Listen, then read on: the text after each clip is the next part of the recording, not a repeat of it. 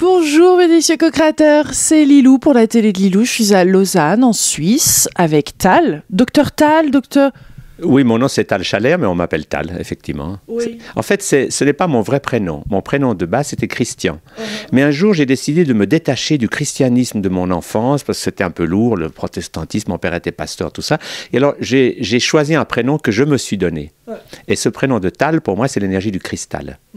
Et quand on m'appelle Tal, je me sens bien parce que je n'ai pas le poids de mon éducation. Alors que si on m'appelle Christian, ça me tire vers des souvenirs un peu douloureux que je préfère lâcher derrière moi.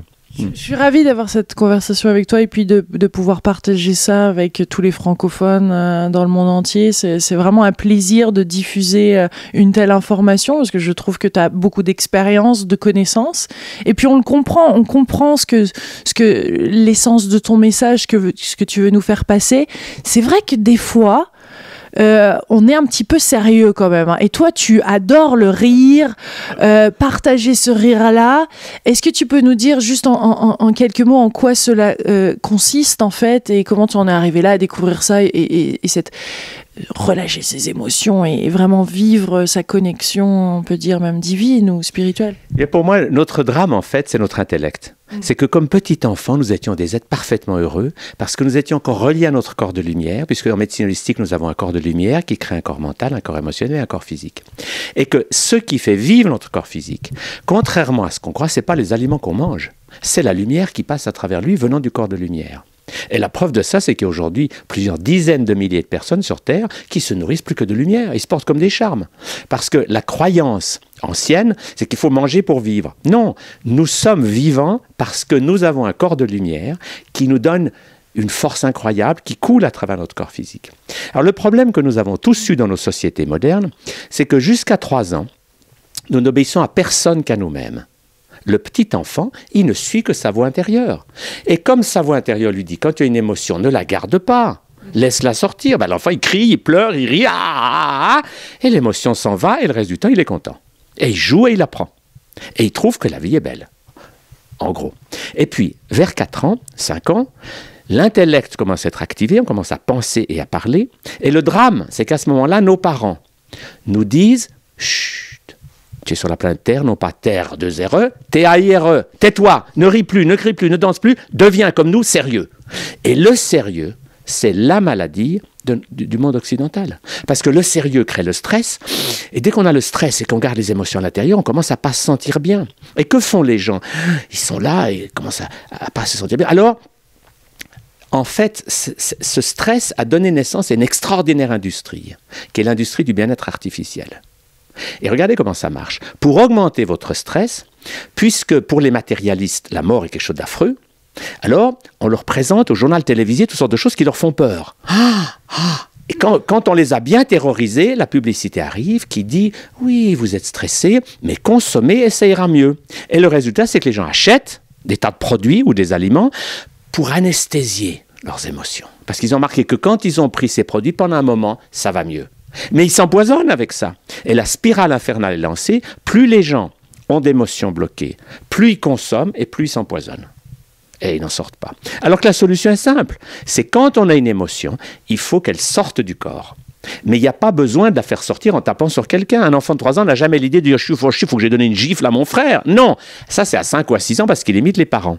Mais le petit enfant, quand il a une émotion, il la laisse sortir. Il rit, ou il pleure, et tout le corps bouge et l'émotion s'en va. Et la bonne nouvelle, c'est que dès qu'on apprend à faire ça, eh bien, on peut sortir du stress et du sérieux en quelques secondes. Oui, mais enfin, je me vois pas faire ça devant, je sais pas, en pleine interview, ça pourquoi pas. Mais dans la rue à Genève, on va me prendre pour une folle, Pierre. Je t'appelle Pierre, non, Tal. Non, et c'est très important parce que moi j'ai appelé ça, j'ai écrit un livre qui s'appelle L'éloge de la folie douce. C'est que si dans notre société, vous avez des émotions intenses en public et que vous êtes un adulte, on vous enferme. Parce que les gens ont la peur la plus répandue, c'est pas d'émotion. C'est le chut, pas d'émotion. Alors, le résultat, c'est quoi? C'est que vous ne pouvez pas faire sortir vos émotions en public, sauf si vous vous habillez en clown. Parce que le clown, c'est le seul adulte qui a le droit d'être un enfant, puisqu'ici, il est dans la rue, il fait ah. On dit c'est un clown. Mais si vous êtes en habit sérieux avec une cravate et que vous faites ça, on vous enferme tout de suite dans un asile. Donc, pas en public, contrôlez-vous. Mais quand vous sentez que c'est là, rien ne vous empêche d'aller aux toilettes. Vous vous isolez. Et quand vous êtes seul, vous laissez l'émotion. Vous vous dites, si j'avais 3 ans, qu'est-ce que je ferais? Et là, il y a 2 façons de le faire. Si vous pouvez crier, ah, et laisser sortir. S'il y a des gens juste à côté, vous le faites, ce que nous on appelle la version HLM. C'est-à-dire, parce que quand on fait faire dans nos conférences des exercices aux gens, il y a toujours quelqu'un qui lève la main qui dit, mais je ne peux pas faire ça, ça fait trop de bruit. La version HLM, c'est que vous êtes seul dans vos toilettes, vous avez de la tension, au lieu de crier ah, vous allez simplement faire ah. Vous allez souffler sans crier. Du coup, il suffit que vous soyez caché quelque part, qu'on ne vous voit pas, et vous êtes un enfant de 3 ans, et vous gigotez, vous laissez sortir votre stress, votre colère, votre peur, et en 30 ou 40 secondes, vous êtes de nouveau bien. Et ça, c'est en quelque sorte un mode d'emploi. Et la très bonne nouvelle, c'est que dès qu'on a lâché les émotions de cette manière à travers le corps, naturellement, le cerveau gauche se calme. Et au lieu d'être là en train de penser à quel point la vie c'est difficile, et puis de toute façon, je serai heureux quand mes enfants seront grands, ou quand j'aurai plus d'argent, ou quand j'aurai gagné au loto, et du coup, on n'est jamais heureux. Là, l'émotion étant sortie, on entre dans le plaisir d'être vivant. Et là, on dit ah. Et à ce moment-là, l'énergie spirituelle de notre corps de lumière nous donne, non seulement, on l'apprécie, on est vivant, mais elle nous donne des informations sur ce que nous avons à faire dans la vie. Parce que nous sommes en fait guidés par notre corps de lumière. Et toutes nos souffrances viennent de ne pas écouter cette voix-là, mais d'écouter la voix de la société. Dès que nous obéissons à nos parents, à nos médecins, à nos prêtres, etc., nous sommes à côté de notre chemin parce que nous ne faisons pas ce que nous avons à faire, nous faisons ce qu'il faut pour plaire à quelqu'un d'autre. Donc la clé du bonheur est simple. C'est, vous avez une émotion, lâchez-la, seule, bien sûr, pas devant les gens, laissez-la sortir, puis reliez-vous à votre guidance intérieure, et vous allez voir que ça marche. Mais après, on rentre dans un tout autre domaine, là. C'est-à-dire que pour certaines personnes, après, qui peuvent être sceptiques ou ne pas voir cet aspect-là, à quoi ressemble ce monde-là? Parce qu'ensuite, en effet, ça ressemble plus du tout à ce monde de matière ou ce monde dans lequel on a grandi, pour la plupart. Très juste. Alors, en fait, ce qui se passe, c'est que dès que les émotions sortent du corps, que notre cerveau droit s'ouvre, nous entrons dans la conscience de qui nous sommes vraiment. Nous sommes des êtres de lumière qui habitons dans un corps de matière, mais nous ne sommes pas des êtres de matière destinés à mourir. Et ça, aujourd'hui, tous les physiciens de pointe le disent. C'est que la matière, ce n'est qu'un état d'énergie, mais que ça soit en médecine quantique ou en physique, etc., on voit que nous sommes fondamentalement des êtres de lumière qui créons des pensées. Ces pensées créent des émotions et c'est ces émotions qui créent la matière. Donc simplement en apprenant à sortir des émotions bloquées, nous sortons du drame de l'intellect qui tourne en rond, toujours avec les problèmes de hier, de demain, oui, mais, gna. Et tout d'un coup, il y a un exercice, par exemple, que nous donnons aux gens, qui est tout simple, c'est lâcher la peur. Parce que l'émotion la plus répandue dans les pays occidentaux, c'est la peur. Quand on demande aux gens la peur, presque tous font comme ça. Mais ça, c'est la peur qui rentre. Mais quand est-ce qu'elle sort? Eh bien, elle ne sort pas. Elle sort sous forme de maladie. Cette peur qu'on avale finit par bloquer l'immunité et on va faire des maladies. Alors que si on lâche la peur, l'exercice est tout simple, j'inspire la peur, puis aussi je la lâche. Je laisse sortir, j'expire, je tire la langue, je fais un son, je vibre. Et quand la peur est sortie, quand je reprends de l'air, je me sens tout d'un coup bien. Et là, je découvre que je peux être dans le bonheur, dans l'instant présent. Parce que simplement, je suis vivant. Et comme j'ai lâché la peur et le stress, tout d'un coup, la connexion se fait avec la partie lumineuse de mon être et je reçois tout d'un coup de la joie, de l'amour, ce qui est ma vraie nature. Parce que notre corps de douleur, notre corps de souffrance, ce sont des corps artificiels. En fait, c'est comme si on avait appris avec une armure sur le dos.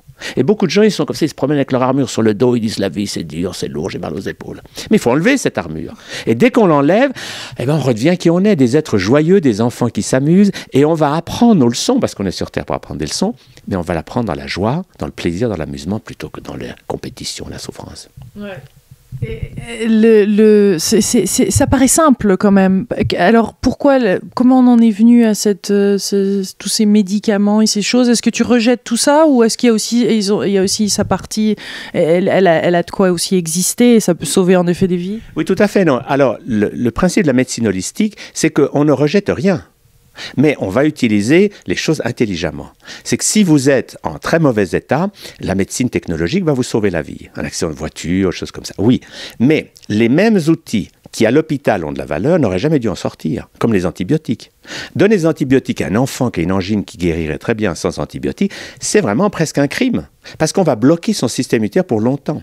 Alors le concept passionnant, c'est cette découverte que si nous faisons un peu attention à notre corps physique, parce qu'il faut le faire, et là la règle est simple, c'est qu'il faut manger des végétaux et des végétaux vivants, surtout. La règle, elle est simple, c'est la règle des 3 V, végétal, vivant, varié.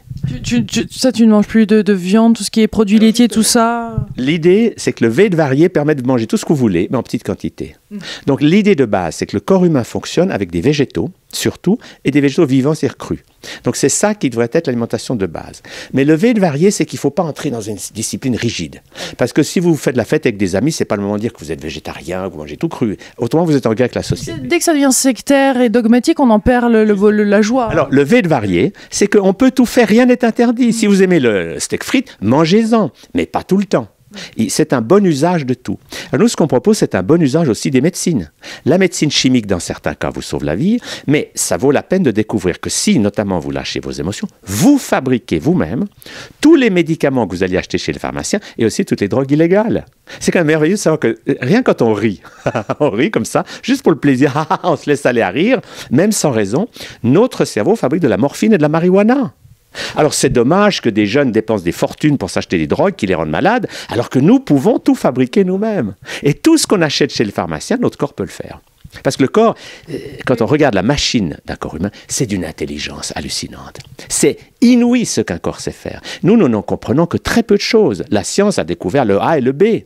Mais tout le reste de l'alphabet, on ne le connaît pas. Il y a des millions de réactions chimiques. Notre corps est capable de transmuter un élément dans un autre, ce qu'on n'arrive même pas à faire nous dans les centrales atomiques. Donc notre corps est génial. C'est un instrument d'une intelligence des millions de fois supérieure à celle des savants. Et la clé, c'est de lui faire confiance. Mais pour qu'il puisse bien fonctionner, il faut que nos émotions circulent. Parce que dès qu'on bloque les émotions, c'est comme si on dit « je veux pas de corps ». Alors le corps, il dit « bon, ben, s'il n'en veut pas, on va alors arrêter les machines ». Mais dès que vous lâchez vos émotions, vous dites « oui, j'accepte, j'ai un corps, et mes émotions, ma colère, elle sort. Je ne vais plus garder la colère dedans, je ne vais plus agresser les autres, je la danse. » Et à ce moment-là, le message que vous donnez, c'est que vous êtes heureux de vivre et d'avoir un corps. Et à ce moment-là, votre cerveau fabrique tout ce qu'il faut pour que ce corps marche bien. C'est ça qui est merveilleux. Alors, on ne renonce pas à l'intervention. Quand quelqu'un est vraiment en mauvais état, il a besoin qu'on s'occupe de lui. Mais moi, mon rôle, c'est de dire que toutes les médecines se complètent. Dans certains cas, la médecine allopathique vous sauve la vie. Dans d'autres cas, les médecines douces sont plus légères, donc c'est mieux. Mais le plus important, c'est que vous développez les moyens de santé qui vont vous permettre de devenir votre propre médecin et votre propre thérapeute et votre propre gourou. C'est-à-dire que vous n'auriez plus besoin que quelqu'un vous dise ce qui est bon pour vous, vous le saurez du dedans. Et ça, c'est magnifique, parce que dès que les gens font cette connexion, ils deviennent libres des systèmes. Ils ne croient plus quelqu'un. Ils sentent du dedans qu'est-ce qui est juste pour eux, et leur vie devient agréable. Parce que c'est ça qui est important, le rapport thérapeute ou son rapport à soi, je suppose, son rapport aussi à la guérison, mais bien sûr ce lien entre le thérapeute et le patient avant tout, hein, c'est un choix. Oui, et moi ce que je crois, c'est que le rôle du thérapeute, c'est comme dit le proverbe chinois, tu donnes un poisson à celui qui a faim. Mais ensuite, tu ne vas pas lui donner des poissons tout le temps, autrement, tu vas devenir un marchand de poissons. Non, tu vas lui donner une canne à pêche. Et tu vas lui dire, maintenant, c'est... Donc, moi, j'ai toujours fait ça avec mes patients. C'est d'abord, je leur apporte de l'aide, mais ensuite, je leur dis, maintenant, vous allez faire des choses pour découvrir que vous pouvez devenir de plus en plus indépendant. En fait, moi, mon mot-clé, c'était l'indépendance. C'est-à-dire que la santé, ça s'apprend. Et comme on apprend un enfant à devenir indépendant, au début on lui laisse ses chaussures, etc. Mais un jour on lui dit maintenant tu te débrouilles, il faut que tu apprennes à vivre par toi-même. Donc dès que les gens deviennent autonomes, c'est quand ils sont connectés en fait à leur corps de lumière. Et à ce moment-là, ils n'ont plus peur des autres, ils n'ont plus peur de rien en fait, parce qu'ils sont dans une autre dynamique que celle de chercher des solutions à l'extérieur. Ce qui rend la vie de beaucoup de gens très compliquée, c'est qu'ils croient toujours que c'est quelqu'un d'autre qui va faire le travail pour eux. « Ah, docteur, délivrez-moi » Et le docteur peut, ou le thérapeute peut leur faire du bien, mais il faut leur donner ensuite les outils pour qu'ils fassent les choses eux-mêmes. C'est ça, pour moi, le fondement de tout, c'est de rendre les gens libres et indépendants de tout système. Quelles sont tes dernières découvertes ou par rapport à tout ça, ou l'évolution de l'humain, où nous en sommes, ce qui est bon pour nous? Ce que je trouve par exemple merveilleux, c'est de voir qu'aujourd'hui la science rejoint ce que disait la spiritualité depuis toujours. Par exemple, quand on voit qu'on fabrique des neurones tout le temps et que la croyance, moi quand j'ai fait mes études, on disait on est avec des neurones, on n'en fait plus un seul. Eh bien, aujourd'hui, on sait que c'est faux. Nous fabriquons des neurones comme nous fabriquons des muscles en nous faisant de l'exercice. Donc, quand nous aimons la vie, nous fabriquons des nouveaux neurones. Et l'épigénétique, par exemple, qui montre que nos gènes, c'est pas quelque chose de fixe, je trouve que c'est merveilleux. Parce que ça montre que nous sommes des créateurs et que notre façon de penser, de gérer nos émotions, de manger, de vivre, c'est ça qui crée notre corps. Et que si nous sommes alignés sur la joie de vivre, eh ben, nous créons du bien-être. Si nous nous désalignons et que nous commençons à obéir à quelqu'un qui nous a dit qu'il faudrait faire ci ou pas ça, eh ben, nous entrons dans le stress, dans la peur et dans la croyance que quelqu'un d'autre doit nous sauver. Et c'est cette croyance, je trouve, qui est en train de disparaître. Moi, ce que je vois avec un plaisir immense aujourd'hui, c'est que je trouve qu'on assiste vraiment à la naissance d'une humanité consciente. C'est que de plus en plus de gens se rendent compte que les systèmes anciens ne leur apportent pas le bonheur. Donc, au lieu de chercher dans une secte, ou avec un gourou, etc., non, ils vont dedans. Et ils commencent à découvrir qui ils sont. Et ça, c'est merveilleux. Parce que quand la conscience s'éveille, quand je découvre que je suis un créateur et que j'ai le choix, je peux créer comme à l'ancienne. Je peux créer de la souffrance, du jugement. Je peux. Mais je l'ai assez fait. Alors maintenant, je décide que tout ça, c'est le musée du passé. Et que maintenant, je vais créer autre chose. Je vais créer de l'amour, de la joie, de l'abondance. Et à ce moment-là, il y a une joie extraordinaire de la prise de conscience que nous sommes pris pour des esclaves pendant des millénaires, mais c'est faux. Ça a été simplement une sorte d'épisode.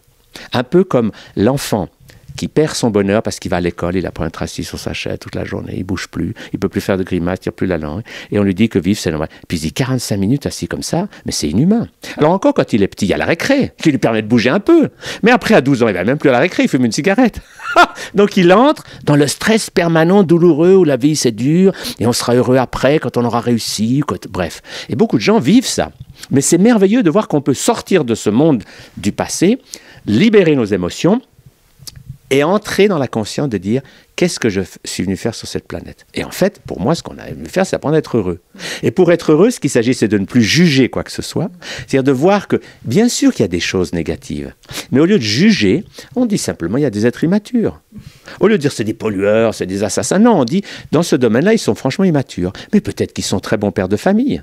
Ou vous voir un mafioso qui vient de tuer 20 personnes, mais quand il rentre chez lui, il s'occupe mieux de sa fille que le juge qui lui n'est pas un assassin, mais qui est un mauvais père. Donc nous avons différentes facettes. Et cette compréhension de ce que nous on appelle les sous-personnalités psychoactives ou SPPA, c'est un concept merveilleux. On a reçu ça de nos guides surtout. Et Jeanne a beaucoup travaillé là-dessus, mon épouse. C'est la vision de ces personnages intérieurs et de comment nous nous occupons des uns et des autres. Parce qu'on en a qui sont déjà très matures, très lumineux, mais on en a d'autres qui sont encore comme une petite fille ou un petit garçon pas content du tout, qui veut tout casser. Et la clé, c'est qu'il faut les aimer, les éduquer. Il faut dire au petit garçon, mais tu es en colère. Eh bien écoute, on va danser ta colère, mais il n'y a pas besoin de casser l'appartement ou d'aller tuer ta petite sœur. Si tu l'as fait dans d'autres vies, ça suffit. Maintenant, danse. Et à ce moment-là, nous éduquons nos facettes immatures. Et la bonne nouvelle, c'est que quand on fait ça, ce que nous faisons sur nous a un effet sur les autres.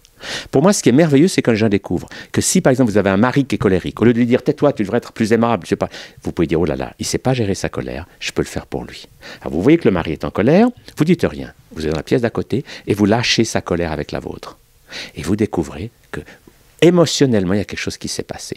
Ça, c'est différent de l'empathie pure. Hein. Des fois, on se sent un peu éponge comme ça. Alors justement, l'empathie, c'est bien de sentir ce qui se passe chez l'autre, mais il faut avoir le mode d'emploi, que ce que vous captez de l'autre, il faut lâcher. Je vous donne un autre exemple.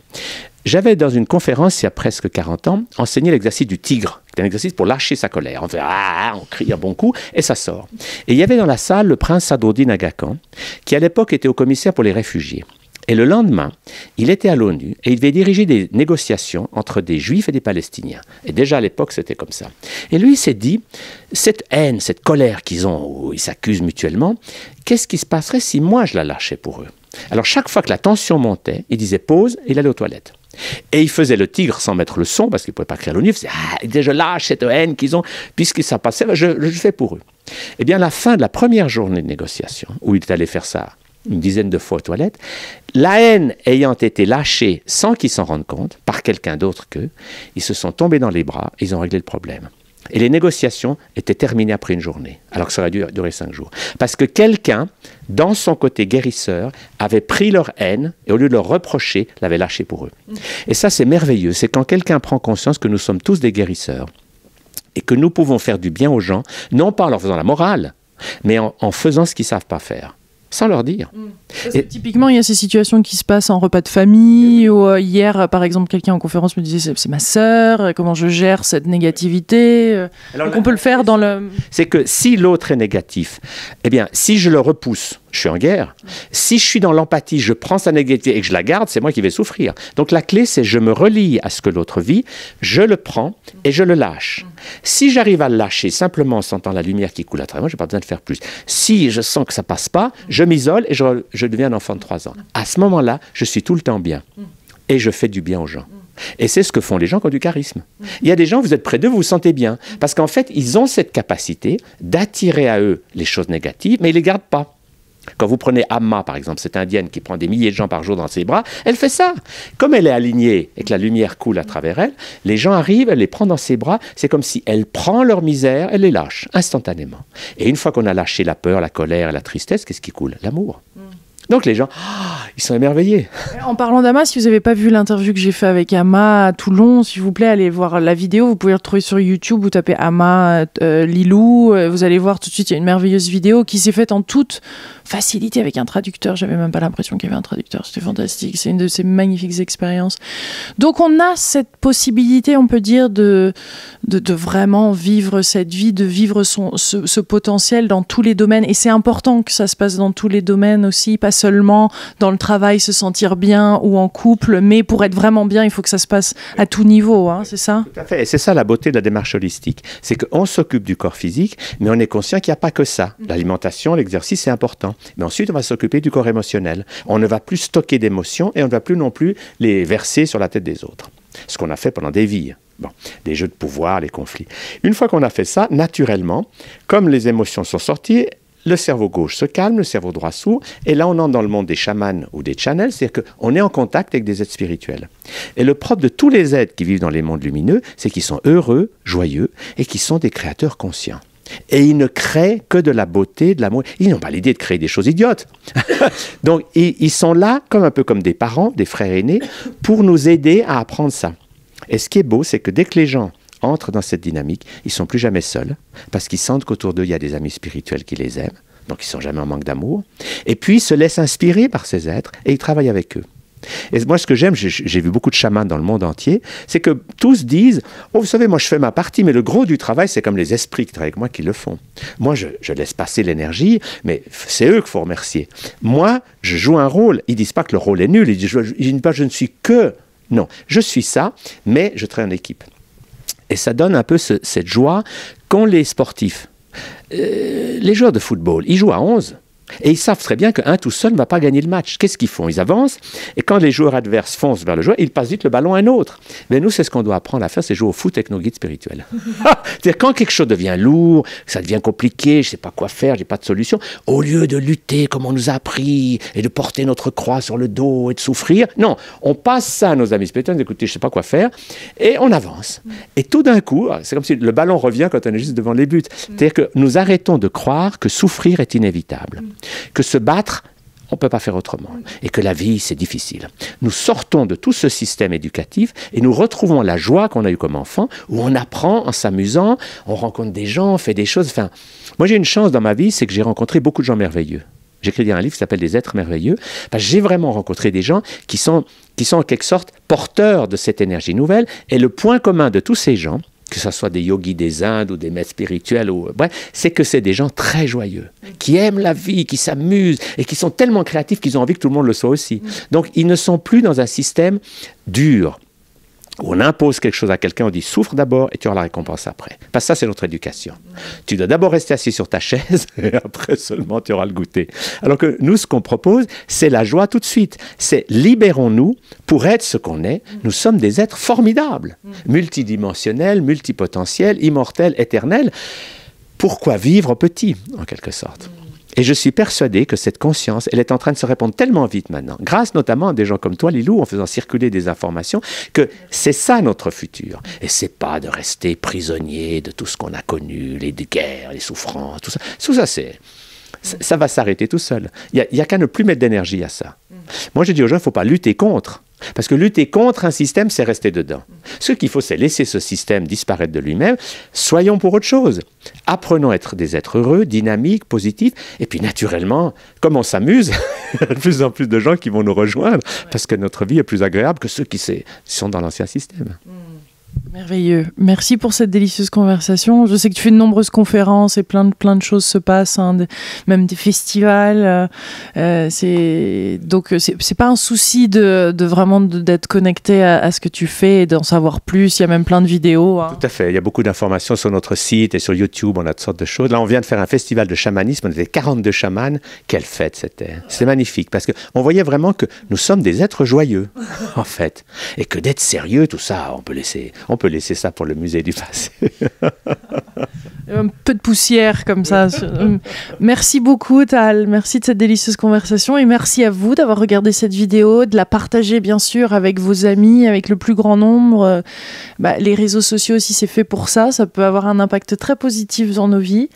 Et merci de votre soutien, de votre amour, et puis du progrès, de votre évolution, du courage que ça donne, hein, d'aller vers ce chemin aussi. Des fois, c'est un chemin qui est assez haut et assez bas. Mais en tout cas, grâce à des personnes comme toi, tu nous éclaires sur ces sujets et tu nous permets de gérer tout ça. Donc merci, Tal. Et merci à vous, mes délicieux co-créateurs, avant tout. Gros bisous.